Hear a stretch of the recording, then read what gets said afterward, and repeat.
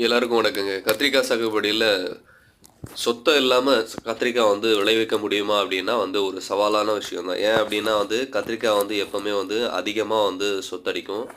அ பூச்சிகளுக்கு பிடித்த உணவுகள்ல கத்திரிக்காவும் ஒரு முக்கியமான ஒரு காய்.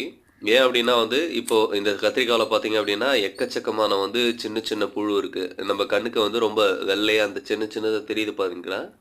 அதுதான் அது புழுவு. ஆனா, இப்ப சின்னதா இருக்கிறது இன்னும் ஒரு 2, 3 நாட்கள் போச்சு அப்டின்னா, இந்த கத்திரிக்காவ ஃபுல்லா சாப்ட்டுட்டு, நம்ம கண்ணுக்கு தெரியிற அளவுக்கு இந்த குச்சி சைஸுக்கு பார்த்தீங்கன்னா, இந்த புழு நல்லா வளர்ச்சி ஆயிடும். இந்த புழுவ நம்ம ஆரம்பத்திலேயே கண்ட்ரோல் பண்ணல அப்டின்னா பார்த்தீங்கன்னா, இதுல இருக்கிற புழு எல்லாமே எல்லா செடிக்கும் தாவி, கத்திரிக்காவோட சாகுபடிய முழுமையா காலி பண்றதுக்கு இந்த புழுவே போதுமானது. இத எப்படி கண்ட்ரோல் பண்ணலாம் அப்டின்னா கெமிக்கல் மருந்து அடிக்கிறது மூலியமா மட்டும் தான் கண்ட்ரோல் பண்ண முடியும். வேற ஒண்ணும் பண்ண முடியாது.